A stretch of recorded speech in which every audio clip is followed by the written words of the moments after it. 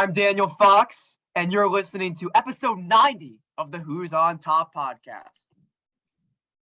And welcome back to episode 90 of the Who's on Top podcast. I'm your host, as always, Daniel Fox, and I am joined by two of our analysts.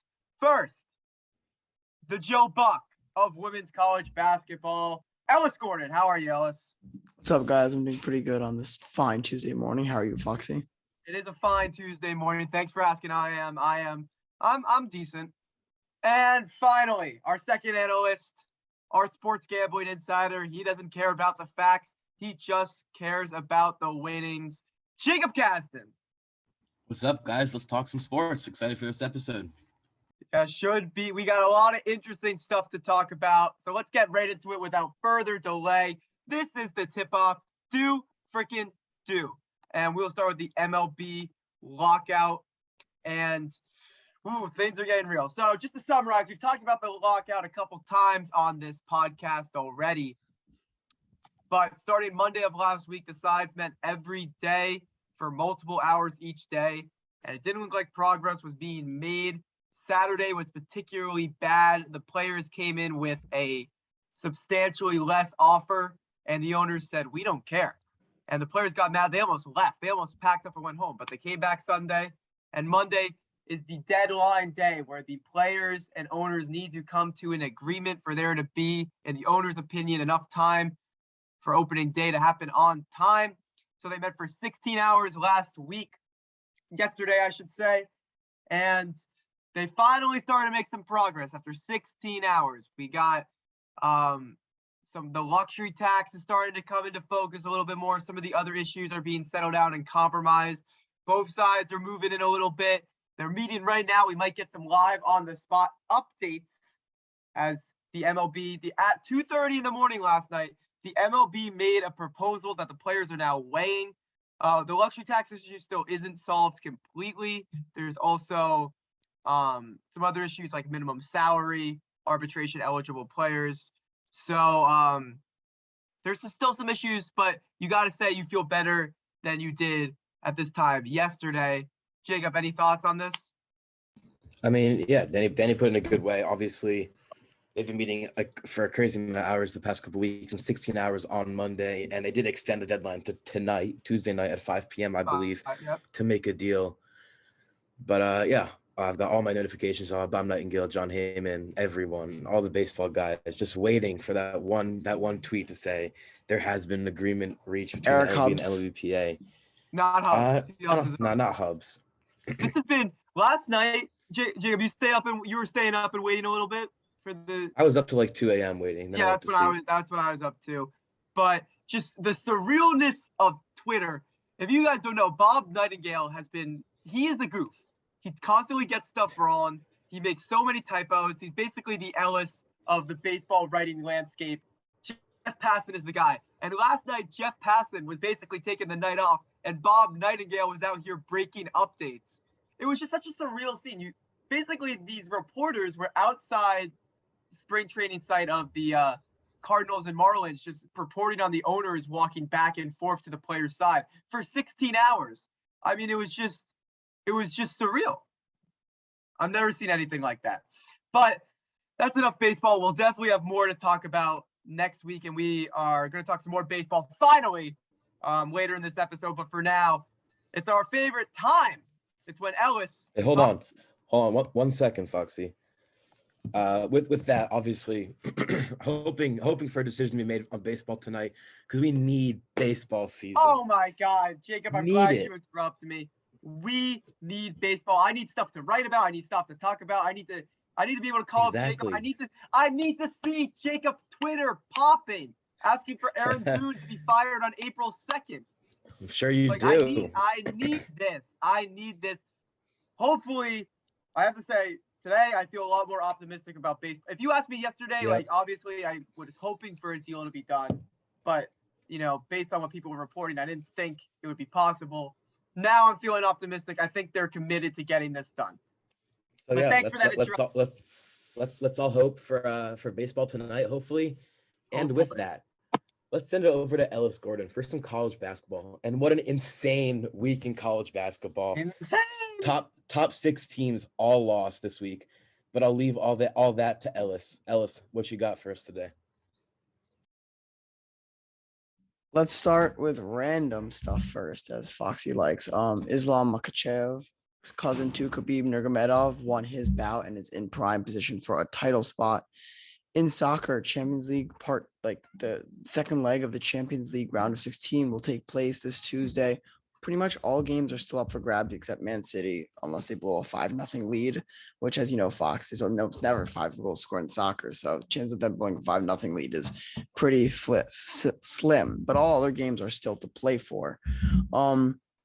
Real Madrid leads La Liga as the season comes to not the final stretch, but the final 7 games out of 34. So, it's getting there. Napoli and Inter and AC Milan, surprisingly, are in a tight race, but also Inter Milan and Juventus are right on their tail. So that's probably the most competitive league in the Premier League.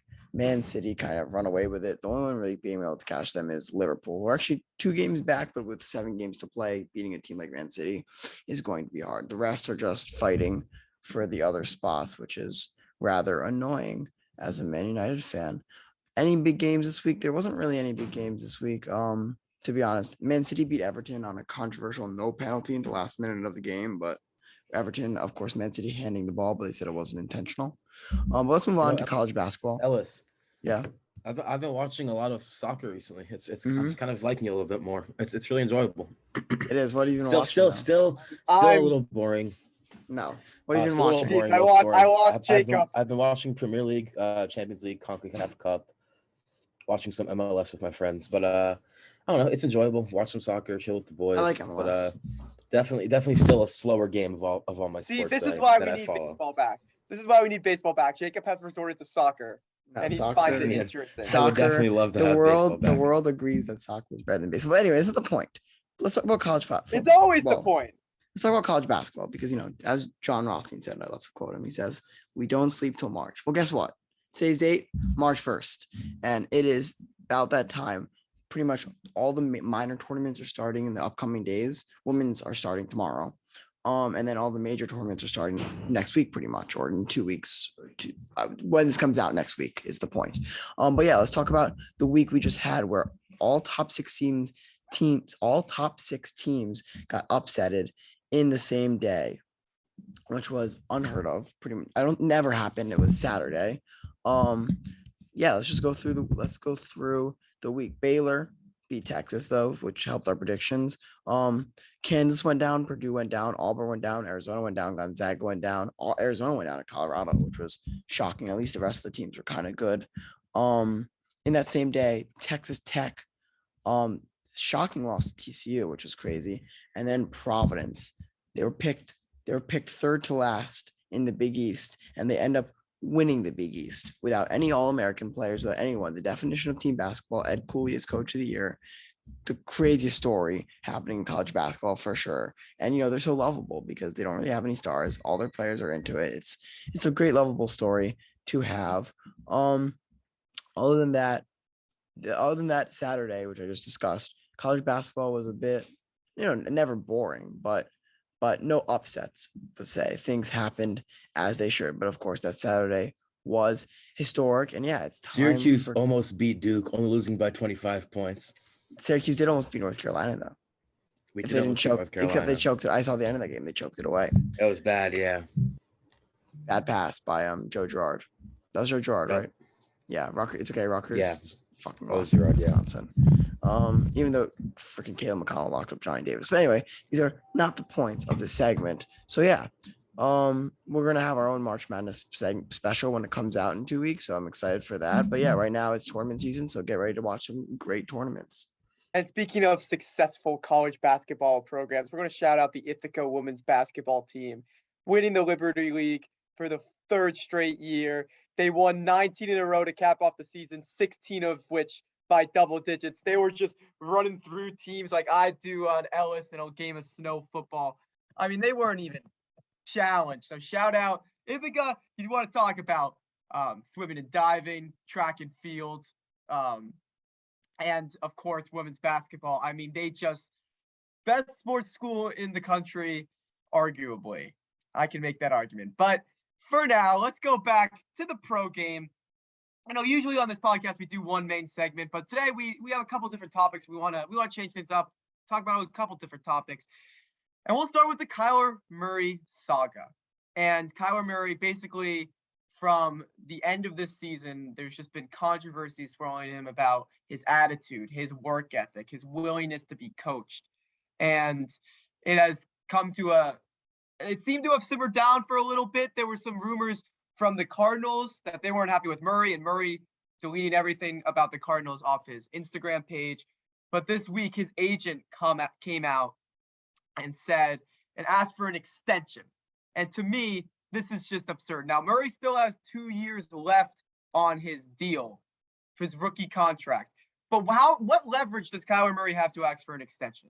He's been injured in parts of each of the last 2 seasons. He hasn't won a playoff game. He basically, all reports indicate that he quit on the team and refuse to come back in the fourth quarter of the playoff game. Like, I don't think you can win a Super Bowl with Kyler Murray just because of I think as a quarterback, you need to be a leader. And Kyler Murray, to me, his attitude, his work ethic, he's not willing to put in that work. So to ask for an extension is just absurd to me. Yeah, I'll give it this. It's, I do understand the NFL is cutthroat. Like, he wants to capitalize, capitalize on his chickens, as Marshawn Lynch said, when he can. But it's just very weird timing. And it was the weird timing, but also it was the fact that the whole, I don't know if you guys read the entire message because it was a bit long. It was in all caps. That's all I know. Fair enough. But, and it was read, and it wasn't written by him. It was written by his agent. But yeah, it was a bit weird. It was very back and forth. I love Arizona. They need to pay me money. They need to commit to me. I want to win a Super Bowl. They're not paying me money. It was very I love, hate, as Katy Perry says, hot and cold. But every single sentence, I was just it didn't make it was very it threw me off. I read the whole thing. I was very because I was confused because I know Kyler Murray had all those locker room issues. Reports said, but I don't generally trust those reports all that much about locker room chemistry unless it's for the first time. If it's a repeating issue, then okay. But I'll say this, I'm confused, and it's not a good look on Kyler Murray because, as Dan said, he doesn't have the leverage for contract extension. I think he's a very good quarterback. I'm not sure he can win the Super Bowl, but I think he's a very good quarterback. But he hasn't won a playoff game.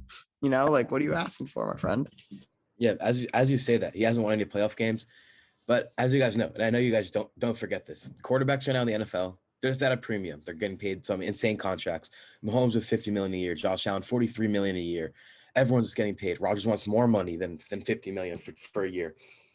And even though Kyler Murray has had his flaws, and he hasn't won a playoff game, and he's choked late in the season, especially this year after the Cardinals' fantastic start, I think at the end of the day, it might not be right now, might be mid-season, might be after the season. But regardless of the fact, Kyler Murray will get paid, and I do believe it will be by the Cardinals. He's the best quarterback they've had in a while. He had a great start to this year. Then the injury bug hit. They lost D-Hop. They lost J.J. Watt. Chandler Jones had some injury problems at running back with James Conner and Chase Edmonds. But I think at the end of the day, obviously he will get a good extension. It won't be as crazy as Mahomes or Rodgers or Josh Allen. But I do see him getting paid around 35, 40 mil, which is just insane. But I think it's realistic at this point with the quarterback contracts that we've seen in the past. I get so I understand what Kyler wants, but the way he did it, I guess, is I feel leaves such a bad image. The way he did it's not the best. Yeah. If he went up to the owners privately talked about, I think, I don't think he necessarily has a right, but considering the contracts, I think he has a right. But the way he did it just leaves a really bad taste in I think everyone's mouth, and it's kind of weird, Yeah. To me, you talk about he keeps going back and forth. To read between the lines, I think all this stuff about I'm committed to the Cardinals. It was from his agent, so he's committed to the Cardinals. He really wants to win a Super Bowl. I think that's just PR. I think he's just trying to secure the bag. So this, I think, and we can talk about the Cardinals a little bit. This is a really telling season. I don't think Cliff Kingsbury makes it through this season. I think he's going to be the fall guy for this whole Kyler Murray saga. And Ellis, you have been a harsh critic of Cliff Kingsbury in the past, and I'm kind of there with you now after yet another late season collapse. So I think if the Cardinals, and they're in a tough division, they are the third, they are the third best team in that division. So if they're running at around 500 and Murray's going to start, stuff's going to be leaking out about Murray, either from Murray or about him, I think Kingsbury is going to take the fall this year. Yeah, I can see it. Listen, I don't want to sound like too much of a hater on Cliff Kingsbury. I think he makes a perfect offensive coordinator, but I just But think you have he's points. like, Now you have no, points. no. I never thought he could close games out. I never thought he was the leader of men as coach they're supposed to be. So, yeah, I mean, this kind of proves it. But I mean, we'll see next season, but I think this kind of proves that Cliff Kingsbury's time is now or never, and I just don't think he'll answer to the call. Yeah, I mean, it's just the Cardinals. I was saying this the other day that it's like their top 5 players. If you just look at, of course, the Baker and Chandler Jones and Kyler Murray and DeAndre Hopkins, it's as good as anybody in football. But from 6 to 53, it's a really pretty weak roster. And certainly not on par with the Rams and the 49ers. And Kyler Murray, he's extremely talented. He has improved. He's up to his he's up to his passer rating every year. Cut down his touchdown interception ratio. You saw what happened when D-Hop was out, right? Like we talk about elite. That's a little bit unfair because you're going with banged up AJ Green. Christian Kirk is a solid 3, but when you're counting on Christian Kirk, you're a little bit in trouble. And a rookie Rondale Moore. Now those are not terrible weapons, but to me, it's all about attitude. I was worried about Kyler Murray because I'm a Tom Brady fan. Obviously, I'm adamant about quarterbacks needing to be leaders. And to me, Kyler Murray just doesn't, you see him when he's on the bench. It's a lot of sulking. It's not rallying. It is sulking. And maybe that's just, my subjective take. But I think these leaks, they make sense when you hear Murray in his interviews or these sort of things leak out that from his agent. They make sense. Yeah, no. Eventually, like when things start being added to the when more pieces get added, you can get a clear picture that maybe Kyler Murray isn't the leader of men. But yeah, that's all I gotta say on it. All right, then let's move on to a little basketball. We really dove into basketball last week, but unfortunately Jacob wasn't here. So we'll give him the chance this week, and we're going to talk about the Philadelphia 76ers. And we talked a lot about the Ben Simmons, James Harden trade, especially when we talked a lot about the Ben Simmons trade, especially when Eric Slater was on, because he had insight we could not match. And I was a pretty harsh critic of the trade because I didn't know how James Harden would fit in, but so far has been a match made in heaven. Harden dropped, I think it was 36, 16 assists, 10 rebounds, and 5 steals. Only Magic Johnson has that stat line. I mean, Jacob, as a Knicks fan, what the Sixers did to your Knicks, I mean, are they the team to beat in the AFC East? Are they the team to beat in the NBA Eastern Conference? Yeah, 100%. I think getting James Harden, it was the perfect and the best move the Sixers could possibly do. And for the first time in a while, actually, I sat down and watched the whole Knicks game because it's just been terrible to watch. Their game was on Sunday at noon. I had nothing to do. Grab some breakfast from the dining hall. Got some sausage, egg, and cheese on a croissant. Got some bananas. Got some hash browns. It was good. It was good food. Oh, good. And I watched the whole Knicks game. And for the first half, it seemed competitive. And then I just realized guarding James Harden and Joel Embiid, in my opinion, the 2 best pure scorers at their position in the NBA that are healthy right now. So I think KD's the best. But I think Embiid's the best scoring center. And I think Harden's the best scoring guard. And I don't think it's even close. And I think they're the 2 hardest people to guard at their position. And it's the fact that the Sixers going to have both of them at the court for 40 plus minutes at the same time just makes this team, not going to say unstoppable, but very hard to slow down. Because you take one out of the game and the other one just shines. You double team one of them, the other one has an easy matchup. And watching this Sixers game, it also made me, as you guys know, I've had a huge hatred for Trae Young in the past and for James Harden in the past just because of their play styles. But watching James Harden facilitate the Sixers offense and score 30 plus points, get 11 assists in back-to-back games, just made me not love James Harden, but it makes me appreciate him more just watching him play with Joel Embiid. And I just want to give a quick little shout out to RJ Barrett right here, one of the best players in the NBA in the last month. Averaging like 26 points a game, 7 boards, 6 assists, playing some insane basketball. Needs to work on his stuff from the free throw line. But yeah, this next team sucks, unfortunately. But I would say, 100%, the Sixers are the team to beat in the East. I don't know if I agree, but I'll give them this. But James Harden helps them a lot more than we realized. First off, the free throw line is going to be hurting because Joel Embiid and James Harden get to the free throw line a lot. Oh yeah, sorry to interrupt, but when the Knicks played, Embiid had 27 free throws, and not Ben Simmons, and James Harden had 17. Yeah, exactly. So they made 40 of the 44 combined. But I That's think insane. But I think something else that we're not taking for granted is what James Harden does for Tyrese Maxey. And Tyrese Maxey always very high and always the real deal. I think he's the real deal. But James Harden has opened up so much space for Tyrese Maxey, and he's hit some big shots. He's a 3-level scorer. I love 3-level scorers always because it's just a great skill to have. And he's quick and he's great handles. So I think Tyrese Maxey has really taken a next step up when James Harden has been on the court with him and Embiid, like the trio. Of course, he's obviously, I wouldn't call him obviously in the game caliber as Harden and Embiid, but he's really I think you would put Tobias Harris even above Maxey. I would, but I think Maxey, they just have a stacked team right now. I think for the offense, Maxey has really emerged. With he looked great. He's looked great all season because everyone has shooting the ball well Harden too now, so Maxey gets so much space.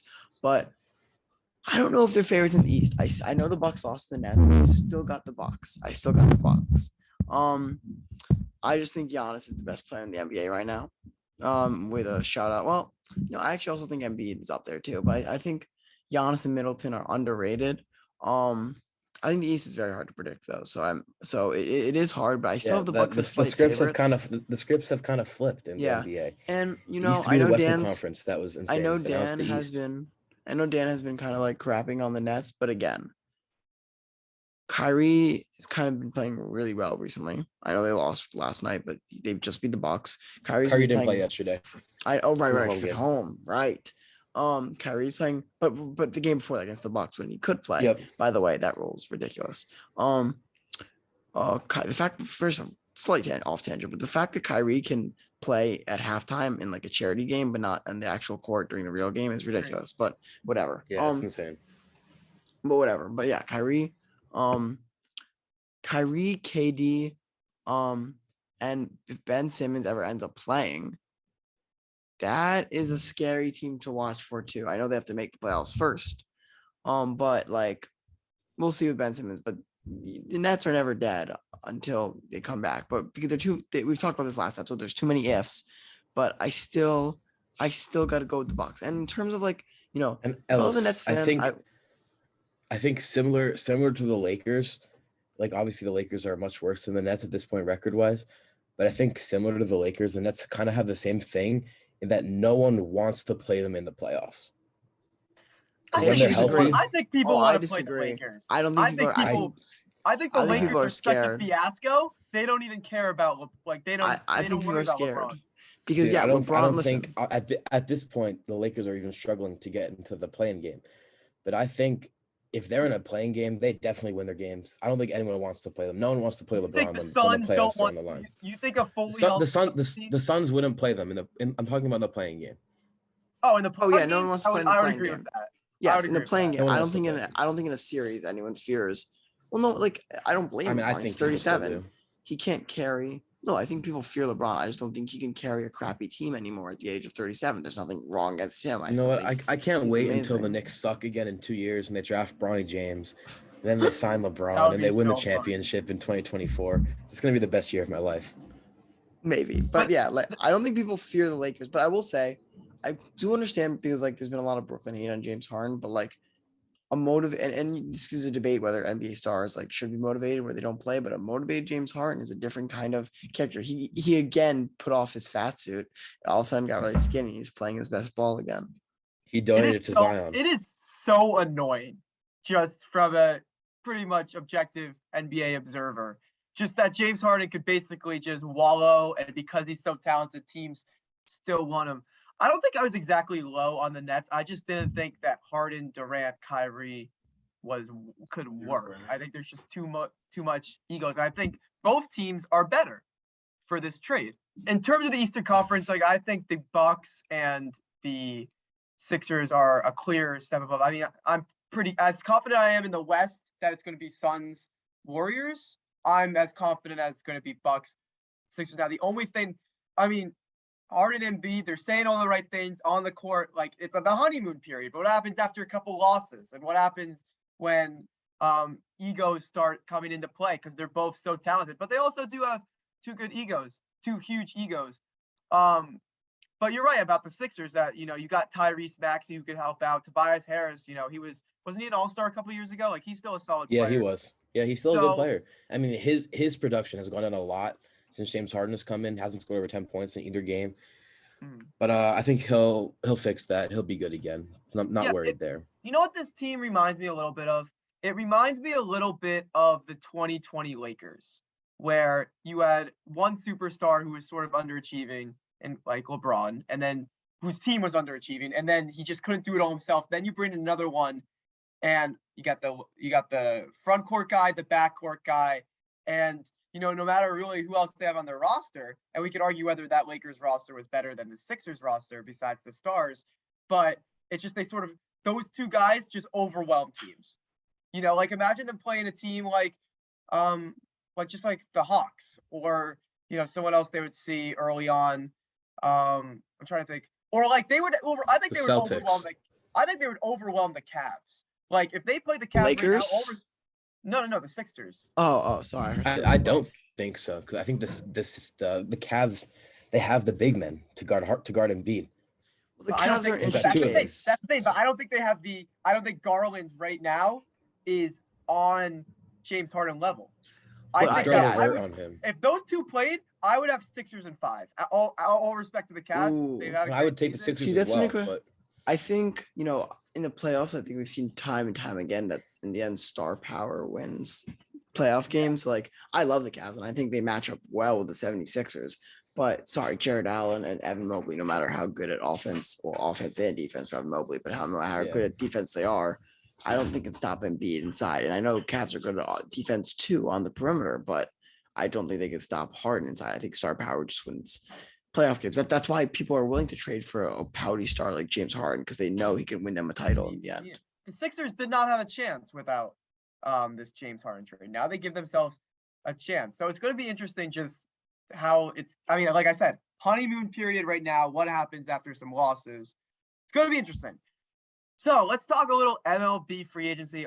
Eventually, this lockout will end. We're hoping it's within this next week because we're going to talk about some MLB free agents. Sorry, Fox, remind me when if they start canceling MLB games.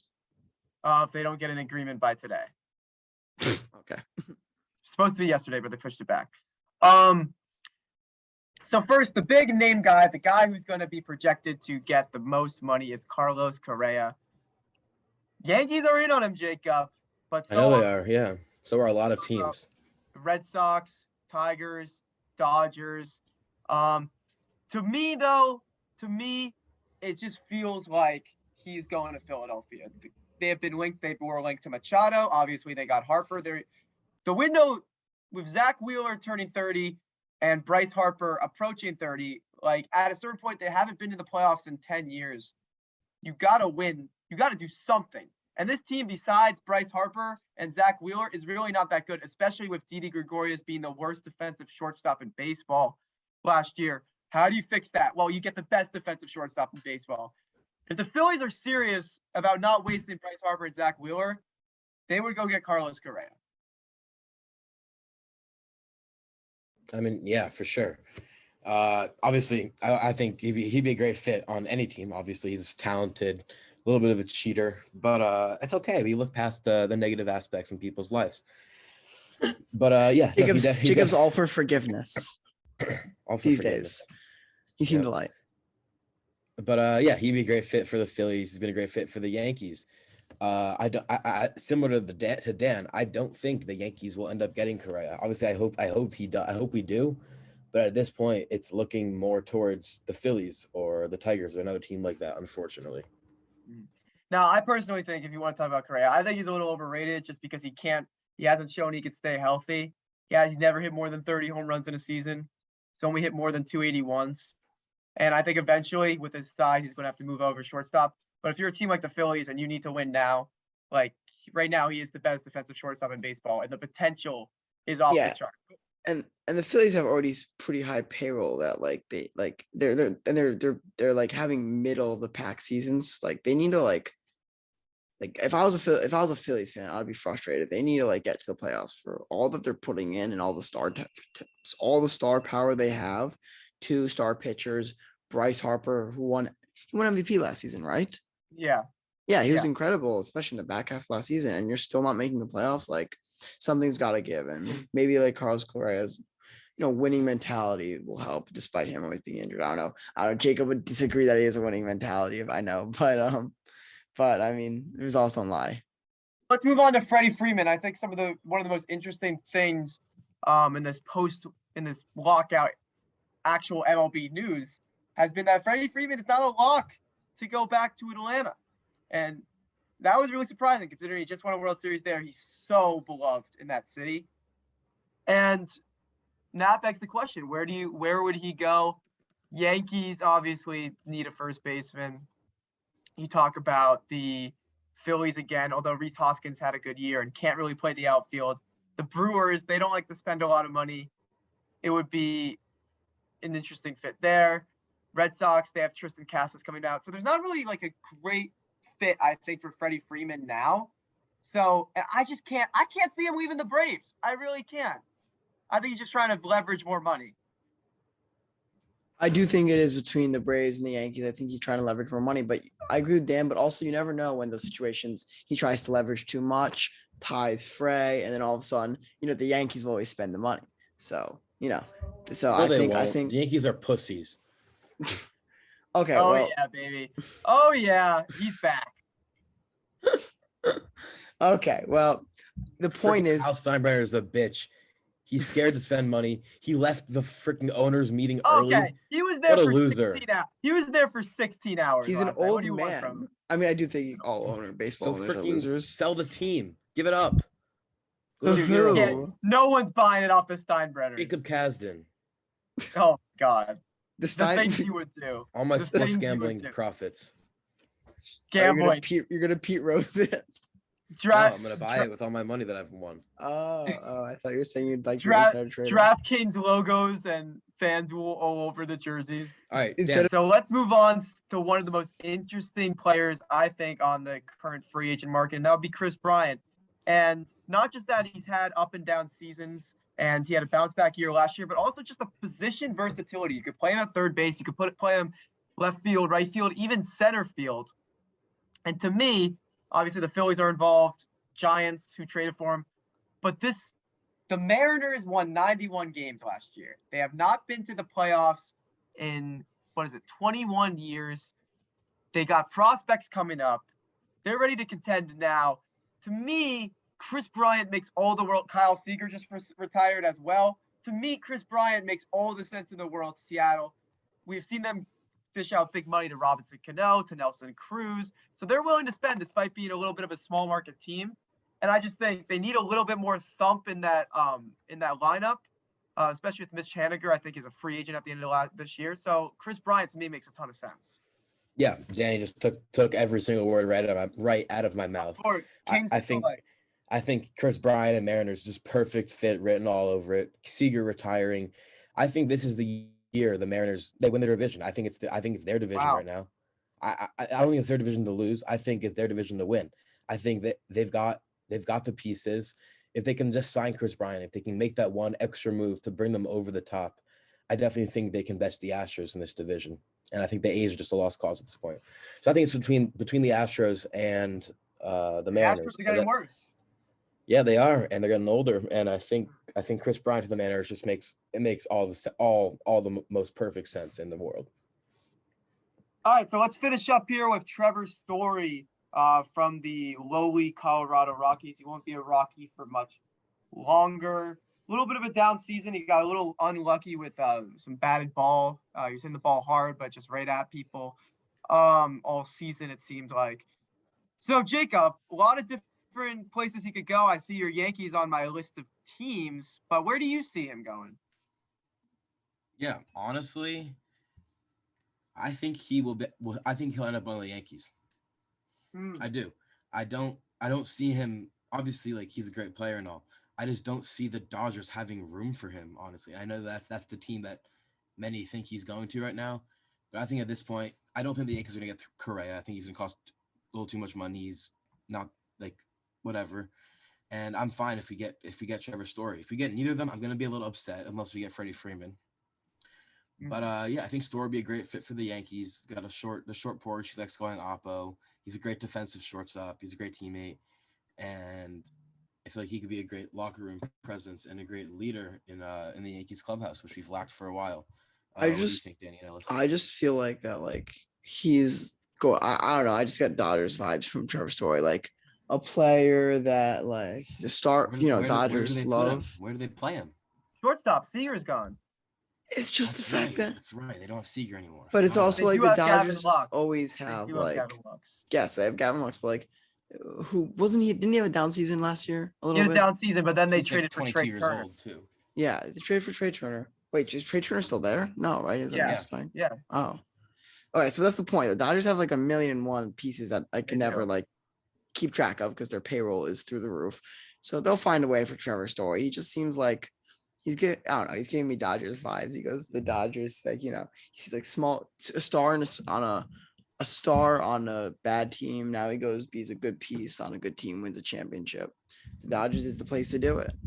Yeah, you're right about the Dodgers having a lot of pieces, and they don't usually sell out for free agent. I know they signed Mookie Betts, but that was after a trade. But to me, it just feels like the Dodgers, with losing Max Scherzer and losing Corey Seager, I think they need to do something this year. They didn't even win the division last year. So, and the Padres are not going to be as bad as they were last year. Last year was just a really fluky bad season where everyone was injured and they just underperformed. So I think there's pressure on the Dodgers to do something. But that was our MLB free agent predictions. We'll probably have a lot of news. Hopefully, as I keep saying, by next week, we'll have a lot of free agents to talk about. But this is just sort of our insight.